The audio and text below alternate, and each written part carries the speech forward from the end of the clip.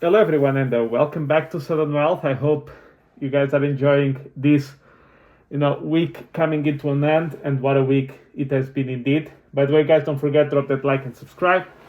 Greatly helps the channel. We are approaching, as I mentioned before, very quickly the 1,100 mark. So thank you very much for your support. Maybe just to quickly go through it. Inflation metric came out in the US. It came pretty much at 2.8%, so kind of in line with expectations, a little bit better. Stocks are pretty much stalling here a little bit. The Russell seems to be gaining a little bit of traction. We'd like to see the Russell break that 2,100 handle, and then I think there's little resistance into the 2,200. But as I mentioned, it's very vulnerable to any kind of movement in interest rates due to the presence of so many zombie companies in that index. Maybe just a quick word on AMC. So the results came out pretty much a disaster. Stock has been going down non-stop, and once again, share dilution will come. Surprise, surprise. Now, I've stopped almost entirely talking about AMC in this channel, and the reason is I try to expose the big scheme around AMC. And at the time that I talked about this, although I was already hinting it for quite a while, but AMC was $10. Now this is $10 before reverse stock split. That means that as of today's price, it would be $100. And I gave you blueprint by blueprint exactly why that company would follow the trail that is following right now, in my opinion.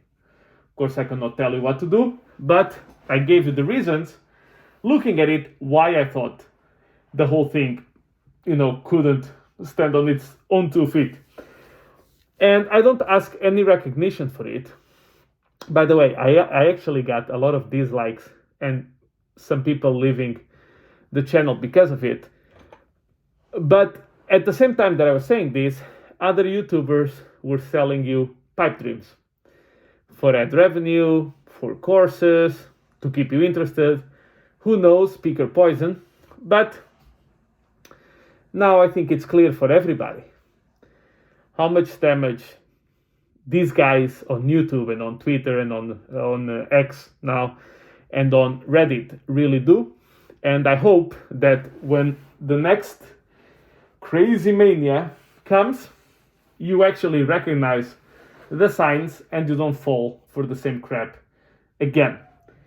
Now, looking at crypto, which is why we are here.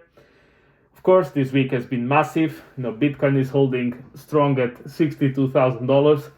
I welcome you to go to Peter Schiff's Twitter and have fun on how hard he's coping with this. Like, he's really struggling. It's quite amusing. And I'm not here to rain on anybody's parade. As I mentioned, we are following this. Are we following the cycle? Yes. Is the price performing better than it should? Also, yes. So this needs to be said, okay? And of course, as a fundamental idea, the halving. So we have pretty much 900 Bitcoin that come into existence every day as of now. And in about 52 days, it's going to turn into 450 Bitcoin. So the idea is, oh my God, if the demand stays stable, but supply gets cut in half, price goes up. So that's the idea. I'll come back to that point in a little bit.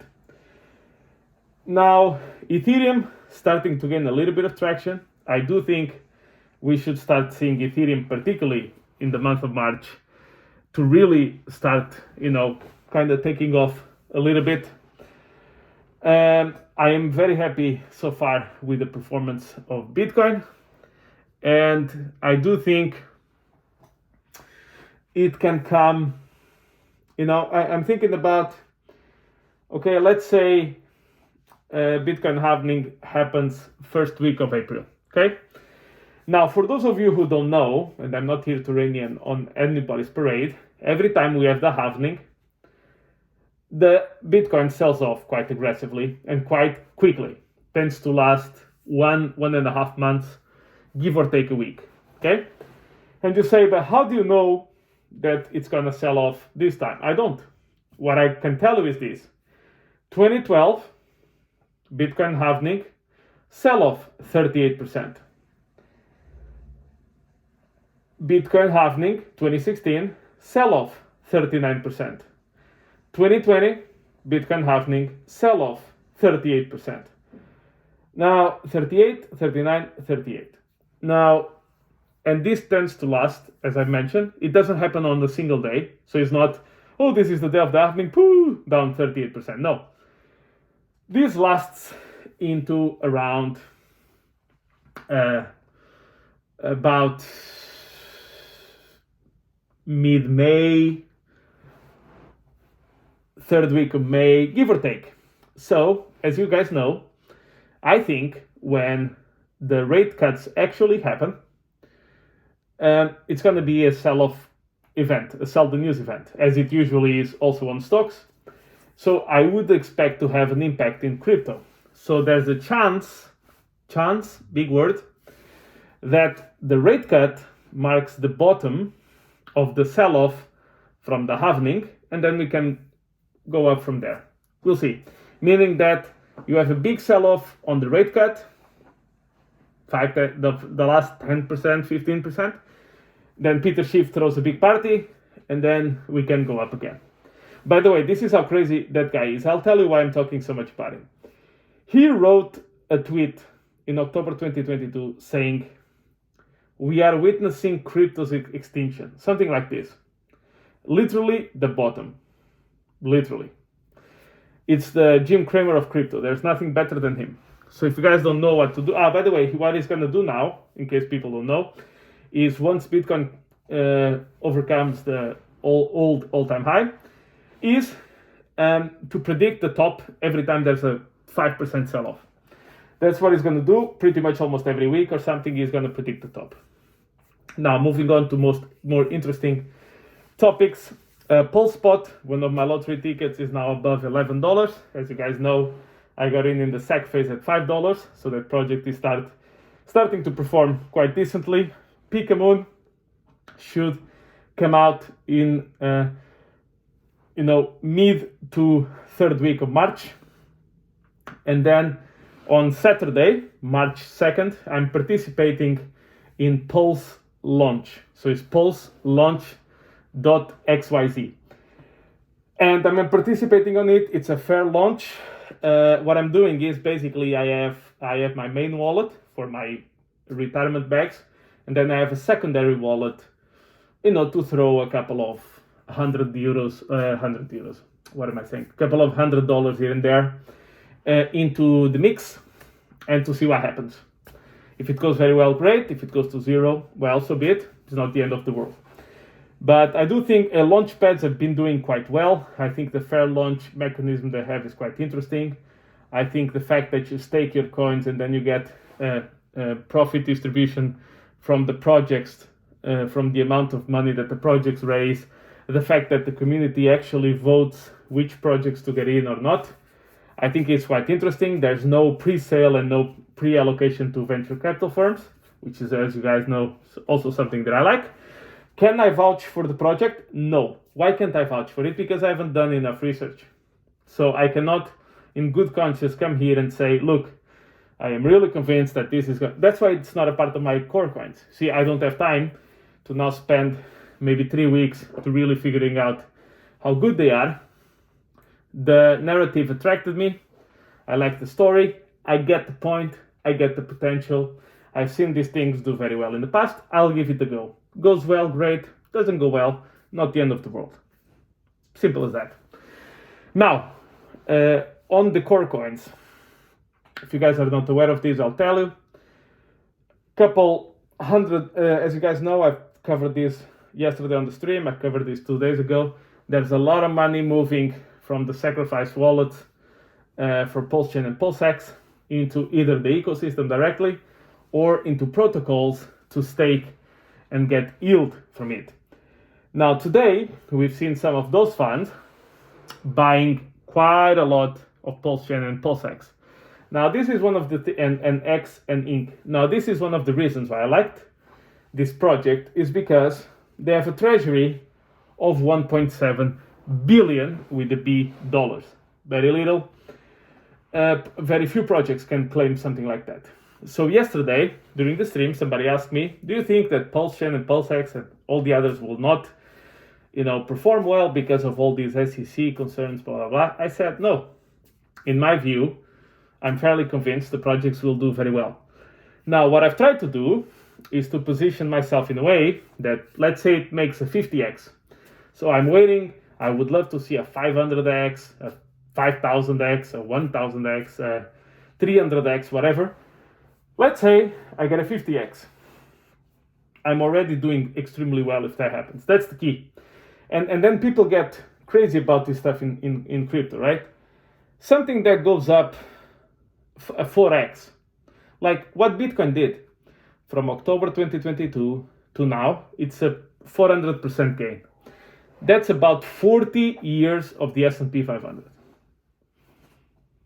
So people are getting to a point where, 50x, 100x, oh my God, what a garbage. This is the problem, right? We're getting into this kind of mood. Do I want a 500x? Yes. Do I want a 1000x? Sure. Richard Hart, the founder of Pulsechain X and PulseX, has tweeted about what if Bitcoin goes to 240,000. Now I can tell you something, if Bitcoin goes to 240,000, then everybody's going to make a lot of money. And this is the point that people are missing. They say, crypto is a big bubble, look at this disgrace, blah, blah, blah. You go, how much is the market cap of crypto? Not Bitcoin, total crypto. 2.5 trillion. Let's say 2.6, 2.5. Okay. Stock market is about 200 something trillion. Real estate is about 300 trillion. Bond market is about 400 trillion. Gold, 12 trillion. And you're really concerned about 2.5 trillion? Do you think that's a big problem? So the major problem that you see is the 2.5 trillion. What if we capture 5 trillion from the legacy world? That means you 3x, you 300% the entire crypto market. And you took 5 trillion. How much is 5 trillion out of 400 trillion? Right? I mean, that is the point. It's nothing. So it's less than 1%. So this is the point. It depends on what are you talking about exactly? What are you comparing to? And by the way, this is very important. As long as currencies keep on devaluing, Bitcoin and other cryptos will naturally, other cryptos, as long as they have product market fit, very important, not just any crypto, but as long as they have product market fit, they will keep on going up.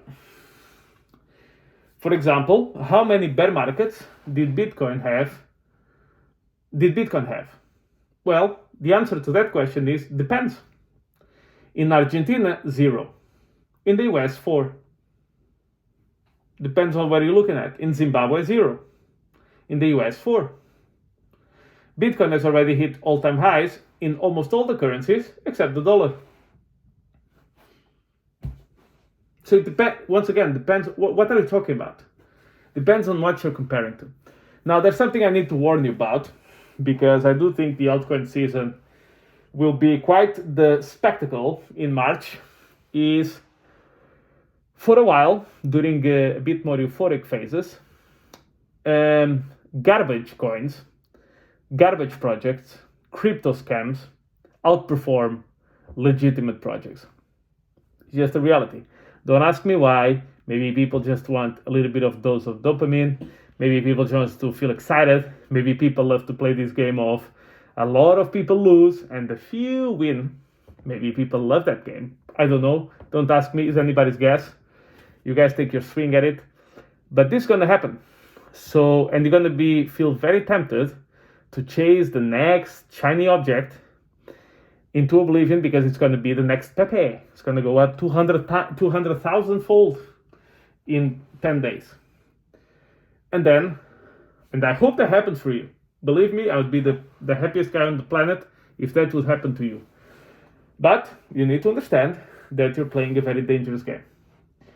And you're playing the game of musical chairs with very few chairs. Hopefully everything goes well. Hopefully you land the Pepe. But we have about 30 coins per day coming out. So the chance of you getting the next Pepe, well, I leave it up to you to decide what's good, what's best for you guys. But with that, I leave you be. Don't forget, tomorrow is Friday. Maybe I'll make a video tomorrow or not. I'm still deciding on that. But in any case, thank you very much, guys. I hope you enjoyed the ride. And I hope that we see some more green candles on the Pulsechain ecosystem. As you guys know, I'm a true believer of it. Even when it was down, going to red candle after red candle, Richard Hart attacked by the SSE, all of those kind of stuff. I was still here, still a believer. Now you're seeing green candles, still here, still a believer. Next week we see more green candles, same thing. So thank you very much, guys, for your support, and I'll catch you in the next one.